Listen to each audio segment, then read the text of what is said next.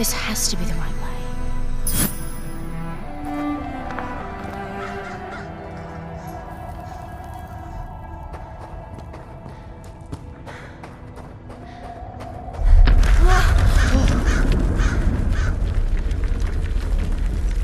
Before we continue, let's stop a moment and take a look at some of the key features of this demo.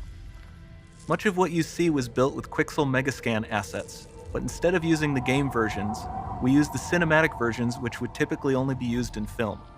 There are around 1 million triangles each, and thanks to virtual texturing, they all use 8K textures as well. Nanite can render an insane number of triangles very quickly. There are over 1 billion triangles of source geometry in each frame that Nanite crunches down losslessly to around 20 million drawn triangles. What does that many triangles look like? This isn't noise. These are the triangles, each a different color. Most are so small that they look like noise. Nanite achieves detail down to the pixel, which means triangles are often the size of pixels. This amount of geometric detail requires shadows to be pixel accurate as well, and Nanite can do that too. Speaking of lighting, all of the lighting in this demo is completely dynamic, with the power of Lumen that even includes multi-bounce global illumination. No light maps, no baking here. Without GI, all of that beautiful lighting is gone. With Lumen enabled, we can move the light and the bounce changes instantly. Okay, let's keep going.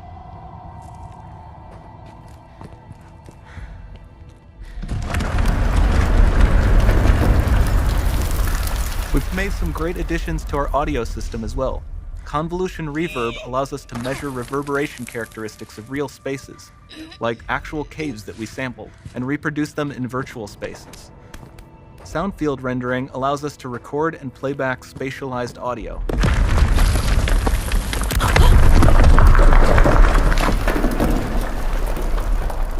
All of this adds up to a more immersive experience.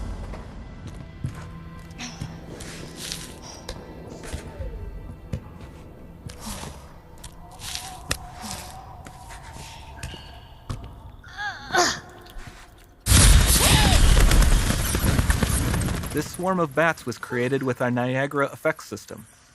Particles in Niagara can now talk to one another and understand their environment like never before.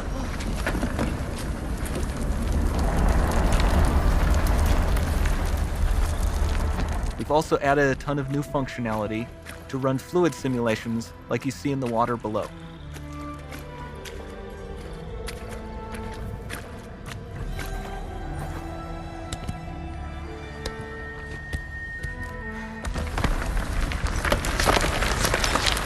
The demo runs on our chaos physics system.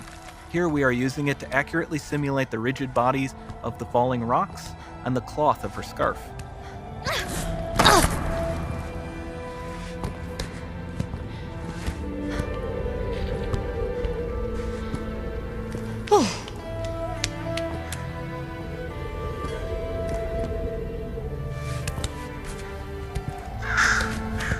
Now that the environment is so complex, we've needed to greatly improve our animation systems to adapt.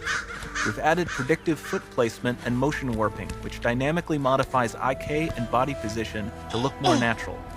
For the character to more realistically interact with the environment, we've added the ability to trigger seamless contextual animation events, like her hand on the door. That's promising.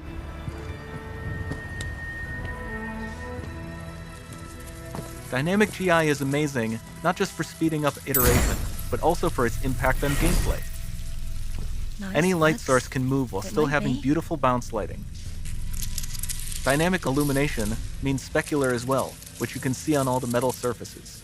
You can even see the Niagara-powered bugs reacting to the light. Lumen not only reacts to moving light sources, but also changes in geometry.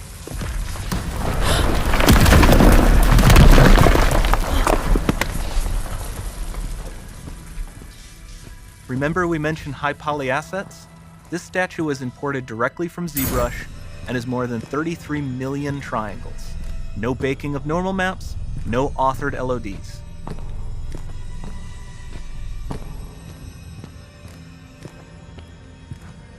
And we can do more than a single statue. There are nearly 500 of that exact statue at the same detail level placed in this room for a total of over 16 billion triangles from statues alone. Over this entire demo, there are hundreds of billions of triangles.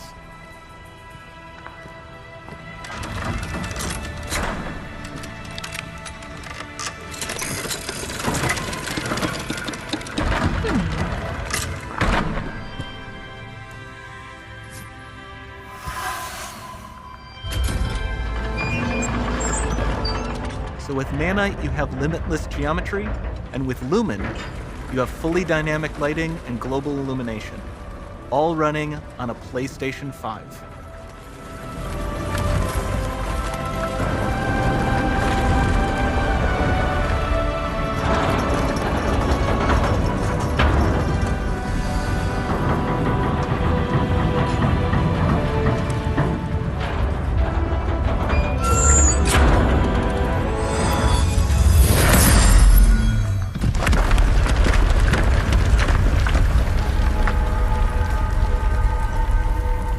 There's not much time left.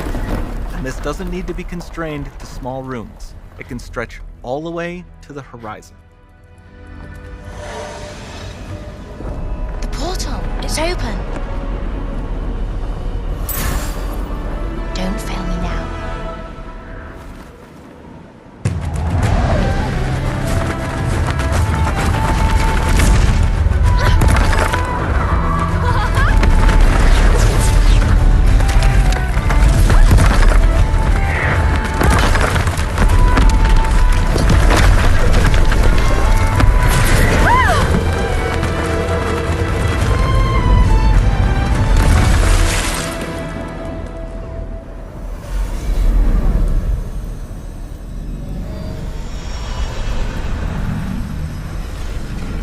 Time to see what's next.